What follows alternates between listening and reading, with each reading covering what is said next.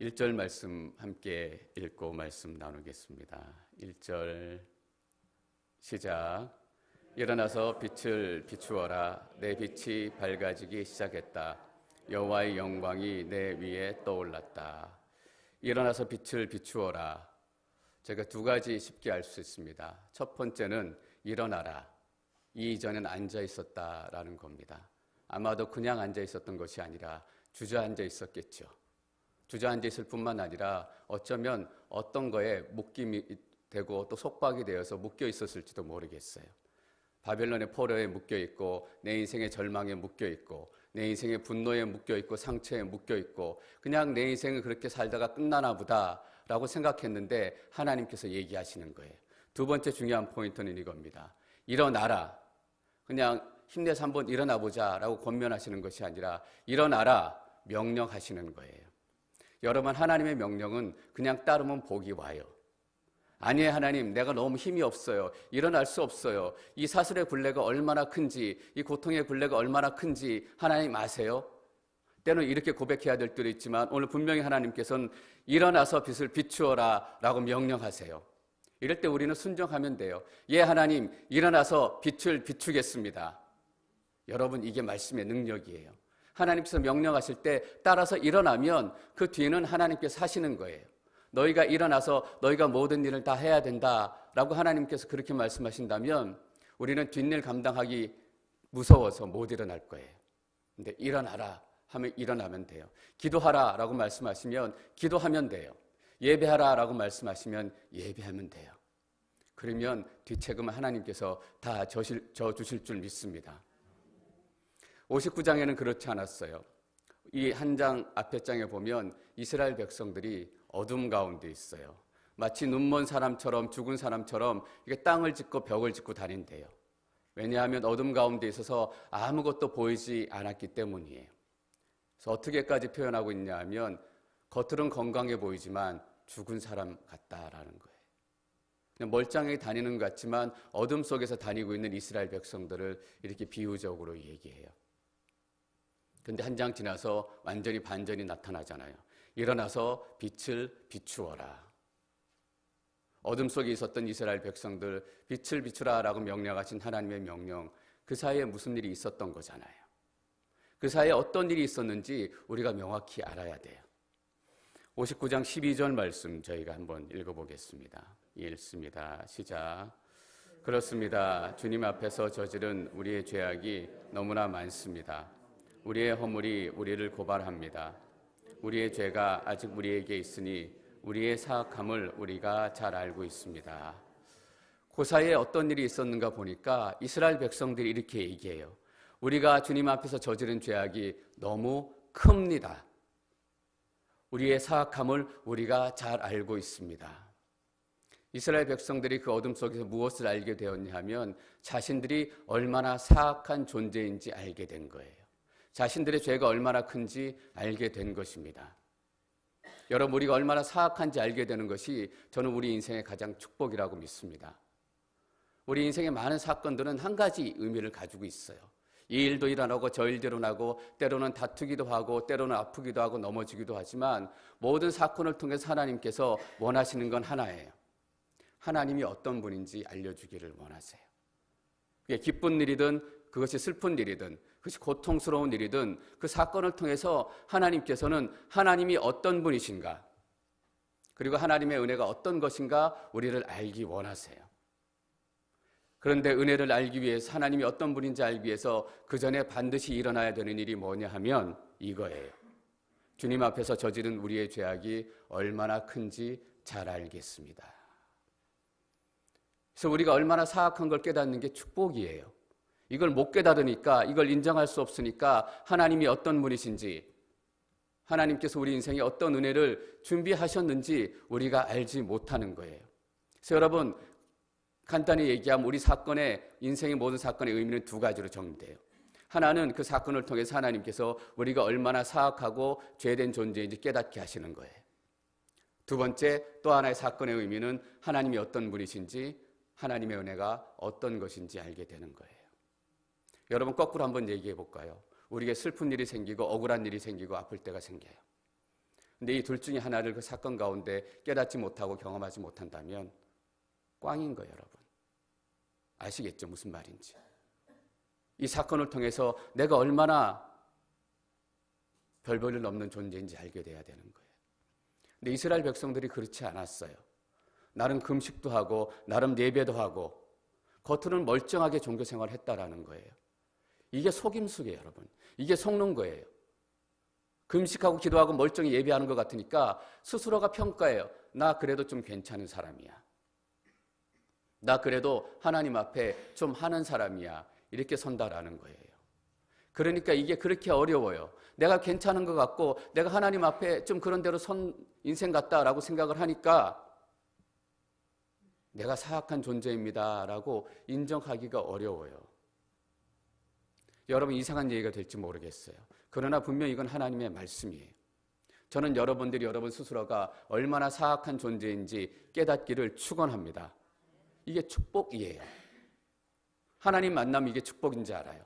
근데 세상 사람들은 당신이 얼마나 사악한 존재인지 아십니까? 라고 얘기하면 목에 핏대를 세워가며 소리쳐요. 너나 잘해라. 너나 잘해라.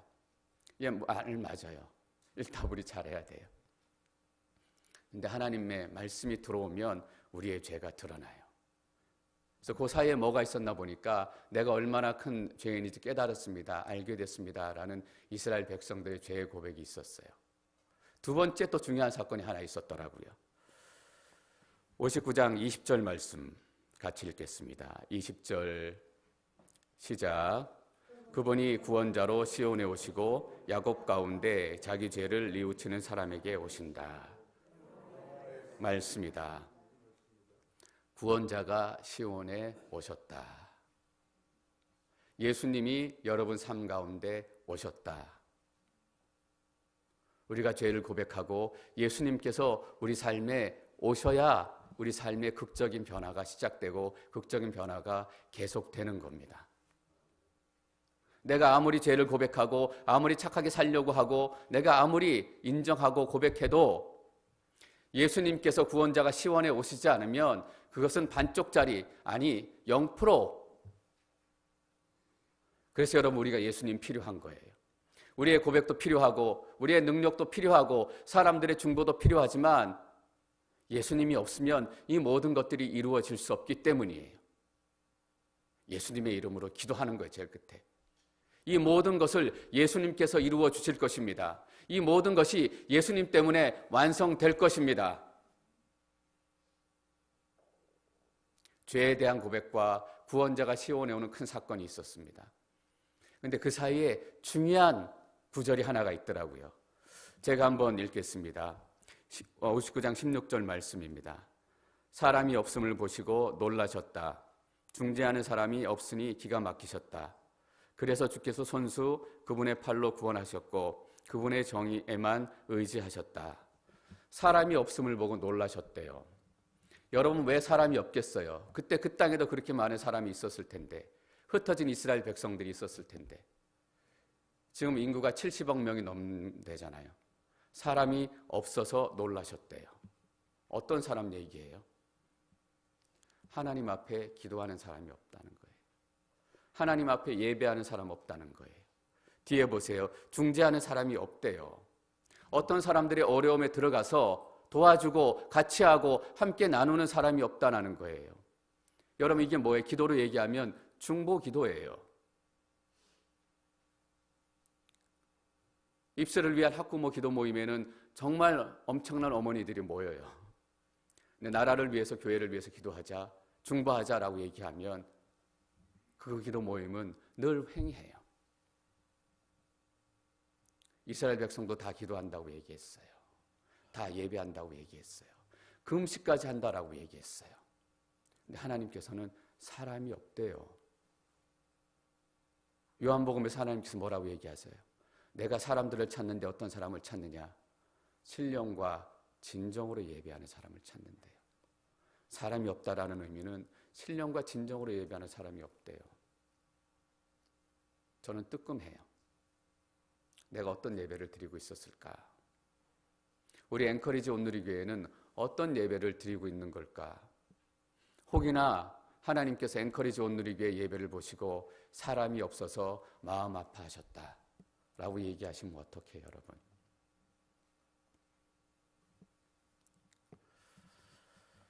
기가 막히셨다. 기가 막히고 코가 막히는 거죠. 그래서 부분이 중요해요, 여러분. 그래서 주께서 손수 그분의 팔로 구원하셨고 그분의 정의에만 의지하셨다. 사람이 없으니까, 그런 사람을 찾을 수 없으니까, 중보기도하고 중개하고 사람들의 아픔에 함께하는 사람들이 없으니까 하나님께서 포기하셨다. 그렇게 끝나지 않는 게 얼마나 감사하고 얼마나 은혜가 되는지 모르겠습니다. 그래서 주께서 손수 그분의 팔로, 사람들로는 안 되는 거예요. 아무리 열심을 들여도 사람들의 예배로는 안 되는 거예요. 아무리 뜨겁게 기도해도 사람들의 기도로는 안 되는 거예요. 그래서 그분의 팔로 손수, 내가 너 안에 내 영을 부어서 네가 네 힘으로 기도하는 것이 아니라 내 영으로 기도하게 만들겠다. 네가 네 욕심으로 예배하는 것이 아니라 내 영 안에서 신령과 진정으로 예배하도록 만들겠다. 신령과 진정으로 예배하는 사람 찾으신대요. 찾으신다라는 찾음의 의미이기도 하지만 동시에 약속의 의미이기도 해요. 내가 성령을 주어서 너희가 신령과 진정으로 예배하게 하겠다. 내가 말씀을 너희에게 주어서 진정과 신령으로 예배하게 하겠다. 내가 너희를 그런 예배하는 사람으로 만들겠다. 우리의 힘으로는 절대로 안 되거든요. 그래서 보세요. 손수 그분의 팔로 구원하셨고 너희 때문에 구원한 게 아니라, 어떤 사람이 있어서 구원한 게 아니라 그분의 정의에만 의지하셨다. 여러분, 하나님께서는 독생자를 주시기까지 우리를 사랑해요. 근데 우리의 방법 의지하지 않으세요. 우리의 인생 의지하지 않으세요. 우리의 방법과 우리의 인생에는 해답이 없기 때문이에요. 뭘 의지하세요? 여러분 보세요. 그분의 정의에만 의지하신 거예요. 우리의 정의는 아침 다르고 저녁 다르잖아요. 여자의 마음은 갈대와 같다. 오늘 다르고 내일 달라요. 우리의 마음의 정의, 우리 인생의 정의, 사람들의 정의에 따르면 구원이 날마다 바뀌게 될 거예요. 그런데 하나님께서는 그분의 정의에만 의지하셨다라고 얘기합니다. 여러분, 우리의 죄의 고백, 구원자가 오시는 것, 그 중심에는 뭐가 있냐면 하나님께서 하나님의 뜻을 하나님의 방법으로 이루시겠다라는 약속이 있는 것입니다. 그래서 이것이 출애굽기 계시록에서 한마디로 요약하면 나는 너의 하나님이 되고 너희는 나의 백성이 될 것이다. 아버지가 아들을 포기하지 않는 것처럼 하나님께서는 여러분들 절대로 포기하지 않으실 줄 믿습니다. 일어나서 빛을 비추어라. 그런 일이 있었던 거예요. 그냥 우리 눈에는 갑자기 하나님께서 일어나 빛을 비추어라 라고 얘기하신 것 같지만 하나님의 열심이 있었던 거예요. 졸지도 않고 주무시지도 않는 하나님께서 우리의 마음을 만지시고, 이스라엘 백성들이 분명히 깨닫을 거 아니에요. 내 죄악이 얼마나 큰지 알았습니다. 그때는 내가 정말 감동받아서 내 능력으로 고백한 줄 알았지만 시간이 지나고 보니까 성령께서 죄의 고백을 시키시고 움직이셨다라는 것을 깨닫게 되는 거잖아요. 그렇지 않아요, 여러분? 제가 그때 정말 착하게 돼서 죄를 고백하고 인정하게 된지 알았어요. 지금 되돌아보면 그 순간에도 성령님께서 제게 임해 주셔서 제 입술을 만지시고 제 마음을 만지시고, 맞습니다, 하나님. 내가 죄인입니다. 이렇게 고백하도록 내 안에서 역사하셨다라는 거예요. 일어나 빛을 비추어라. 내 빛이 밝아지기 시작했다. 여호와의 영광이 내 위에 떠올랐다. 전 여러분의 삶의 인생 위에 여호와의 영광이 떠오르기를 축원합니다. 이 앵커리지 온누리 귀에 여호와의 영광이 떠올라서 그 여호와의 영광으로 인해 우리가 빛나기를 축원합니다. 2절 말씀 계속 읽겠습니다. 2절 시작.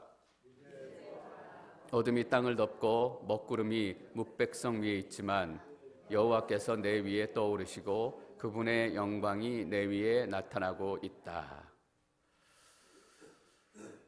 첫 번째, 내 빛 아니다라는 거예요. 앵커리지 온누리 교회의 빛 아니라는 거예요. 하나님의 영광의 빛을 반사하는 거예요. 여러분, 달이 밤이 되면 빛나잖아요. 달이 빛나서 빛난 거예요? 아니죠. 태양이 그 빛을 비추기 때문에 다른 빛을 반사할 뿐이에요. 내가 내 영광을 비추려고 하면 너무 힘들어요. 왜냐하면 어둠이 땅을 덮고 있고 먹구름이 뭇백성 위에 있지만 아직도 땅은 어둡기 때문이에요. 아직도 먹구름이 세상을 덮고 있기 때문이에요. 세상이 환해져서 이게 아니라 아직도 어둡고 아직도 먹구름이 비치고 있어요. 그 어둠 속에서 빛을 내야 하는데 내 힘으로 빛을 내야 한다면 어떻게 빛을 내겠어요? 하나님, 내 삶이 이렇게 힘들고 절망스러운 가운데 내가 내 힘으로 일어나서 내가 싸워야 한다면 여러분, 싸울 수 있겠어요? 왜 우리가 빛을 낼 수 있냐 하면 하나님의 빛을 그대로 비추면 되기 때문이에요. 그래서 크리스찬은 어둠 속에 빛을 내는 사람이에요. 그래서 교회는 죽음 가운데 생명을 흘러넘치는 곳이에요. 아무 곳에도 생명이 보이지 않고 아무 곳에 빛도 보이지 않아요. 근데 여호와의 영광이 떠오르는 것을 보고 빛내게 되는 거예요. 어떤 사람들에게 내가 얼마나 사악한 죄인인지 알게 됐습니다. 열왕기상 18장에 보면 엘리야의 이야기가 나와요. 갈멜산에서 바알과 아세라 제사장들과 싸우고 나서 이겨요. 그리고 아합에게 가서 몇 년 동안 비가 내리지 않았는데 이렇게 얘기해요. 빗소리가 들립니다. 왕은 이제 올라가셔서 잔치를 벌이고 식사하십시오. 더 이상 가뭄에 대한 걱정하지 않아도 좋습니다. 이렇게 자신 있게 얘기하고 아합을 올려보내고 아합은 올라가서 잔치를 벌이고 식사해요. 그 다음에 엘리야가 뭐 한 줄 아세요, 여러분? 기도하기 시작했어요. 한번 기도하고 들고 와서 하인 보고 산 위에 올라가서 뭔가 보이는가 와서 얘기해 다오. 2번, 3번, 몇 번까지 기도하고 보내니 하면 7번째 기도하고 보내니까 조각만한 구름이 저 바다 끝에서 떠올라요. 여러분, 기도하는 사람들에게는 조각만한 구름이 보이는 거 아세요? 그 종은 조각만한 구름을 보지 못했어요. 근데 엘리야 가서 잘 봐라라고 얘기하니까 조각만한 구름이 보이는 거예요. 크리스찬은 어둠 가운데 빛을 보는 사람이에요. 교회는 어둠 가운데 생명을 경험하는 곳이에요. 여러분, 그래서 신앙생활 하기 어려운 게 당연해요. 다 죽고 다 어둡고 다 아프고 내 몸이 아픈데 하나님 나를 고쳐주셨습니다 라는 믿음을 가지고 일어서는 게 쉽겠어요? 쉽지 않아요. 엘리야가 7번 기도해요. 여러분, 우리가 계시록을 묵상하면서 얻었던 큰 유익 중에 하나는 성경에서 숫자를 어떻게 쓰느냐라는 거예요. 7번 기도하고 7번 보냈다라는 것은 문자적으로 7번 기도하고 7번 보냈다라는 의미도 가지고 있을 거예요. 그런데 동시에 7은 완전수잖아요. 하나님의 계획이 완성될 때까지, 하나님의 뜻이 이루어질 때까지, 하나님께서 하나님의 방식대로 일하실 때까지 계속 기도했다라는 의미예요. 7번 기도하고 갔다라는 그런 의미로 받지 마세요. 아합에게는 당당하게 얘기했지만 뒤에 가서는 하나님께서 그 뜻을 이루실 때까지 7번이 됐든 49번이 됐든 거기에 또 7번이 됐든 엘리야는 계속해서 기도하는 사람이에요. 어떻게 그렇게 기도할 수 있을까? 어둠과 죽음 가운데서.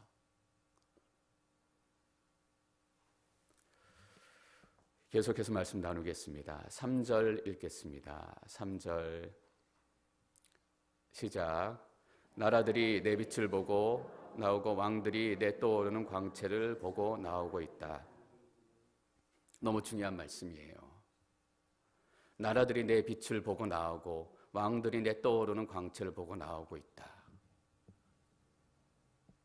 이스라엘 공동체가, 교회가, 여러분이 세상의 이정표가 되어야 된다라는 말이에요. 먹구름이 덮고 있고 땅을 어둠이 덮고 있기 때문에 사람들이 어디로 가야 될지 몰라요. 근데 영광의 빛이 이스라엘 공동체에 비치기 시작하니까 이스라엘 공동체 시온이 빛나기 시작하는 거예요. 여러분, 어둠 가운데서 빛나는 빛이 얼마나 빛나겠어요? 사람들이 딱 아는 거예요. 산속에서 길을 잃었는데 저기 빛이 나오는 집이 있다. 사람들이 그 빛 보고 따라가는 거잖아요. 아무도 빛이 없는데, 여러분, 산속에서 길을 잃었는데 빛이 나오는 집을 발견했어요. 그때 첫 번째 드는 생각이 뭐겠어요? 아, 이제 살았다. 이제 살았다. 우리가 그런 사명을 가진 존재라는 것을 얘기해 주는 거예요. 우리가 구원받고 은혜 받고 우리 안에 좋은 일들이 일어나니까, 우리 안에 축복이 일어나고 우리 안에 병고침이 일어나고 우리 안에 회복이 일어나니까, 야, 좋다. 그것이 아니라 그것을 통해서 하나님의 영광의 빛을 비추어 내라라는 거예요. 그러면 세상이 너희를 보게 될 것이다. 어둠 속에 있었던 세상들이, 이 왕들과 나라는 어떤 왕들과 나라냐 하면 이스라엘을 핍박하고 이스라엘을 조롱하던 세상과 나라예요. 그 나라들이 이스라엘의 빛을 보고서 내가 그동안 잘못됐구나, 저 빛을 보고 가야 되겠다, 이제 살았다, 왜 내 인생이 이렇게 허무한 줄 알았다, 내 인생에 왜 이렇게, 하나님께서는 여러분들을 통해서 그 빛을 비추기를 원하시는 거예요. 여러분, 남 얘기라고 생각하지 마세요. 박재영 목사를 통해서, 어떤 집사를 통해서, 어떤 권사와 장로를 통해서. 마태복음 5장 15절에서 16절까지 읽겠습니다. 15절 시작.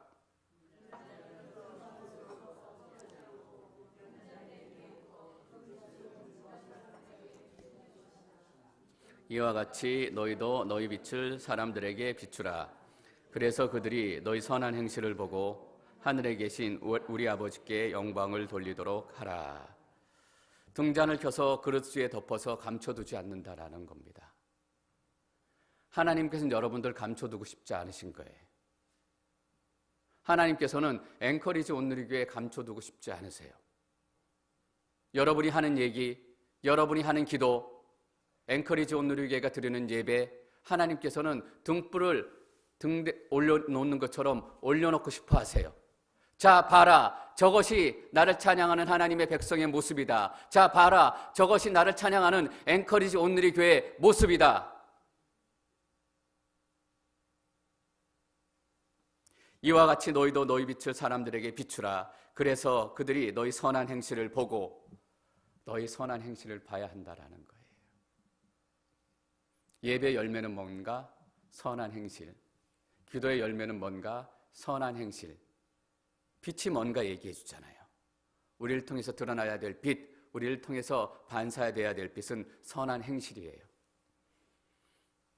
여러분, 제가 선한 행실이 뭔지 굳이 얘기할 필요 없잖아요.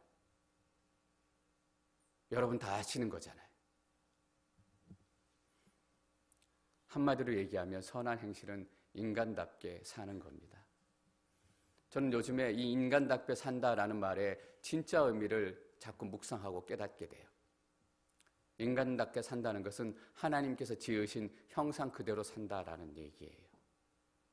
하나님의 이미지, 하나님의 형상으로 지은 그 모습 그대로 전심을 다해 하나님을 사랑하고 내 몸과 같이 이웃을 사랑하고. 근데 우리가 그렇지 못하다라는 것에 문제가 있잖아요. 앵커리지 아니고 어떤 다른 큰 도시예요. 어떤 교회 다니시는 분이 저에게 이런 얘기 하셨어요. 목사님, 저희 교회 대박 났어요.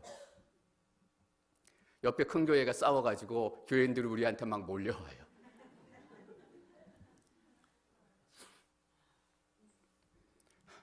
대박 난 거 아니잖아요. 같이 아픈 거잖아요. 선한 행실이 무엇인지 우리가 알아요.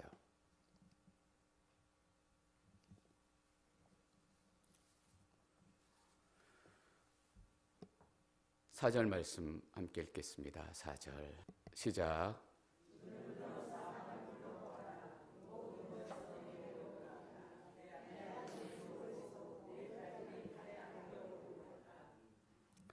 눈을 들어 사방을 둘러보아라.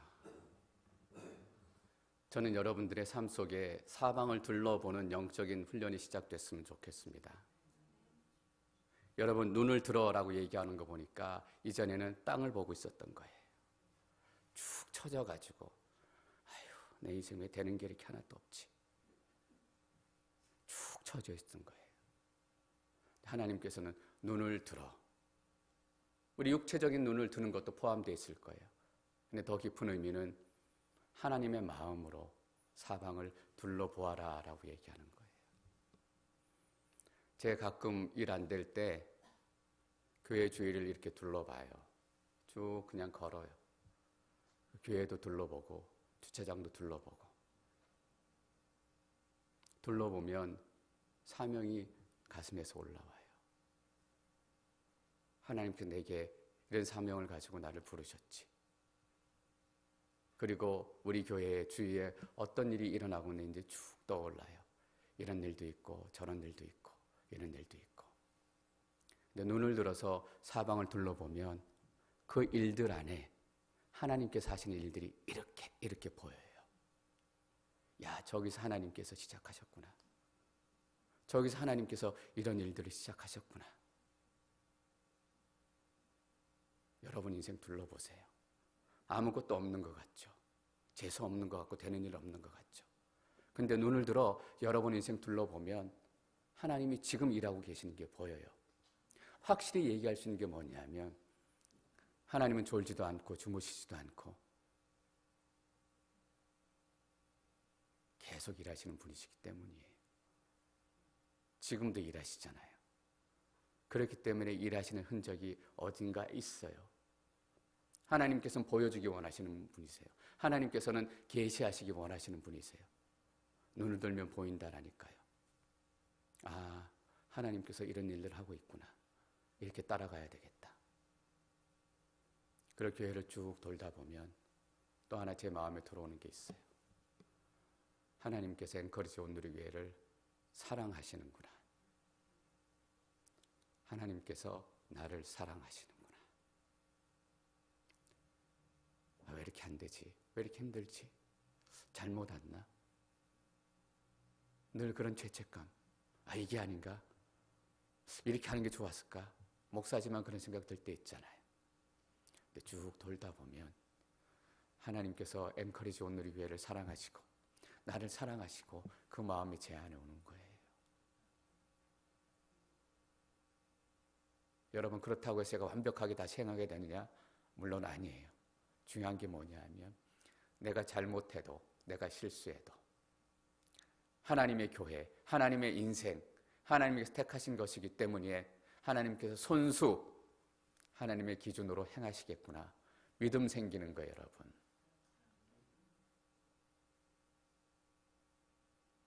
엘리야는 수시로 자기 인생을 돌아봤을 거예요. 눈을 들어서. 종이 아유, 저 높은 산까지 또 갔다 오라 그래. 또 갔다 오라 그래. 근데 엘리야는 알았던 거예요. 여러분, 얼마나 대조가 돼요. 아합은 엘리야의 말을 믿고 가서 잔치를 벌이고 있는데 엘리야는 하나님의 때를 기다리며 눈물 흘리며 머리를 무릎에 박고 눈물 흘리며 뜨겁게 기도하는 거예요. 한 사람의 잔치는 어떻게 시작되는가? 한 사람의 눈물의 기도로 시작되는 거잖아요. 저는 우리 공동체 안에 그런 일들이 많이 일어나기를 소망합니다. 우리 엔커리지 온누리교회는 그런 교회 돼야 돼요. 왜냐하면 박재영 목사의 교회도 아니고 어떤 집사 장로의 교회도 아니고 하나님의 교회, 예수 그리스도의 교회이기 때문입니다. 모두 모여서 내게로 오고 있다. 내 아들들이 멀리서 오고 내 딸들이 팔에 안겨오고 있다. 5절 말씀 계속 읽겠습니다. 5절 시작.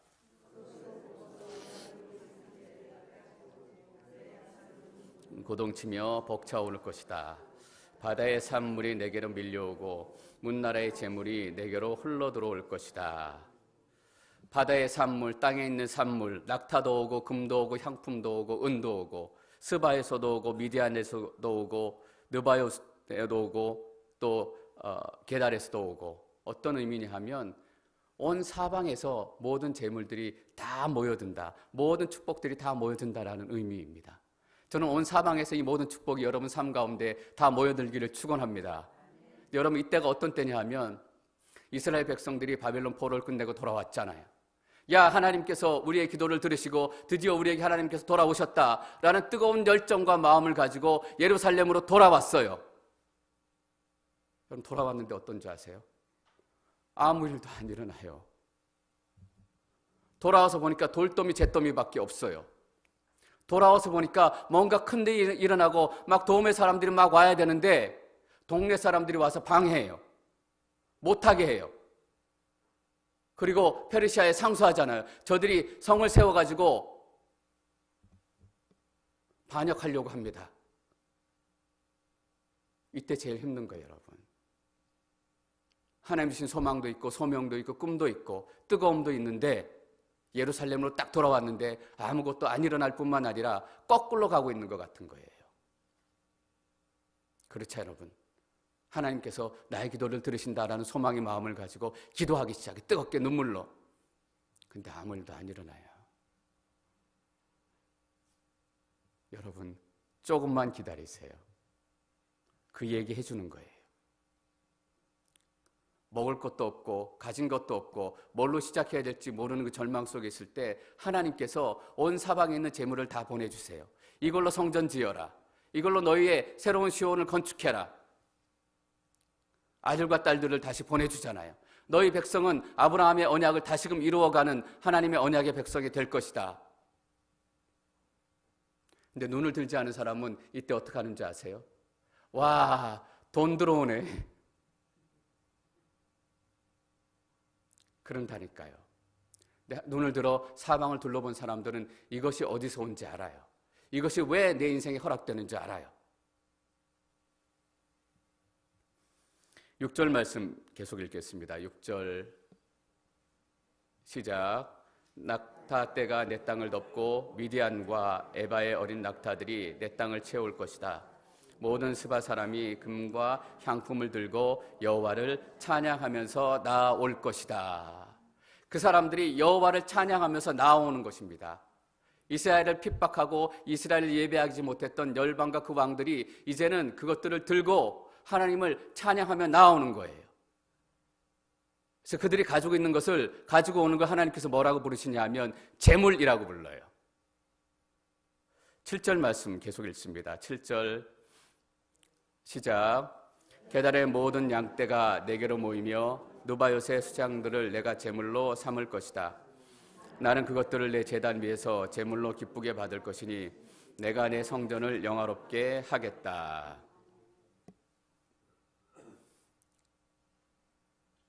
60장부터 하나님의 회복의 메시지가 본격적으로 진행이 돼요.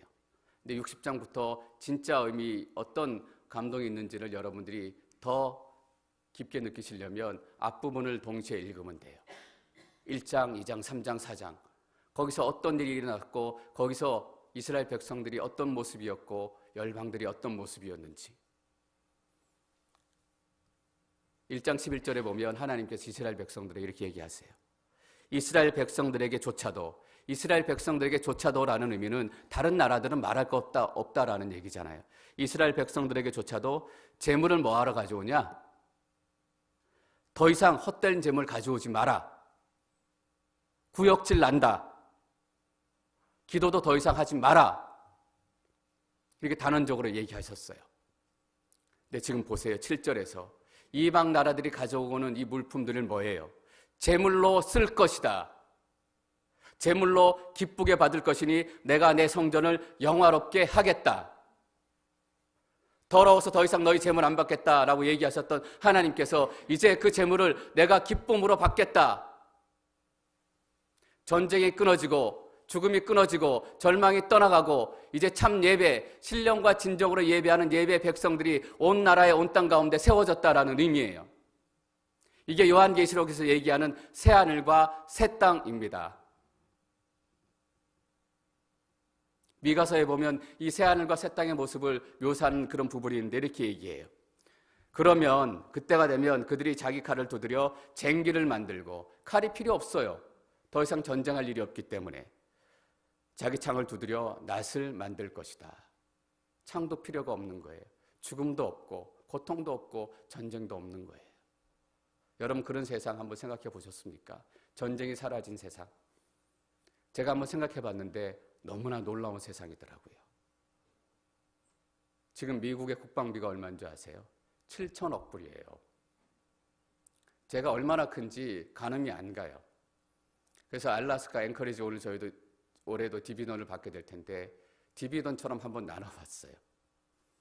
미국의 3억이 조금 넘는 사람들이 그 7천억 불을 디비던처럼 1년에 한 번 받는다면 얼마 받을까? 400명이 넘는 사람들이 매년 디비던으로 2,000불을 넘게 받아요. 미국 전 사는 사람들이 그만한 돈 안 써도 된다는 거죠, 여러분. 뭐에 쓰겠어요? 사람들을 살리고, 사람들을 치료하고, 사람들을 회복시키고.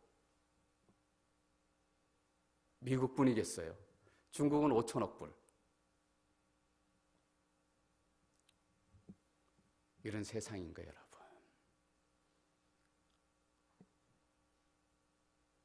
여러분 삶 가운데 모든 다툼과 모든 전쟁이 떠나가기를 선포합니다. 이걸 먼저 우리가 이루어가는 거예요. 9절 말씀 읽겠습니다. 9절 시작. 다시스의 배들이 앞장서서 멀리서 내 자녀를 데리고 오는구나. 은과 금도 함께 싣고 오는구나. 너를 영화롭게 하신 이스라엘의 거룩하신 분을 높이려고 오는구나. 이겁니다. 열방이 찾아오는 이유, 은과 금을 가지고 오는 이유가 뭐냐면 여호와 하나님의 이름을 높이는 거예요. 그리고 이스라엘의 거룩하신 분의 이름을 높이는 거예요. 이거 잘 모르면 우리 엉뚱한 데로 가요. 신앙생활 잘 하는 것 같다가 엉뚱한 거 가는 된 이유가 바로 이것 때문이에요. 하나님의 구원의 목적, 회복의 목적, 축복의 목적이 거기서 끝나는 것이 아니라 여기까지 와야 된다라는 겁니다. 여호와의 거룩한 이름을 높여드리고 하나님의 이름을 높여드리는 것.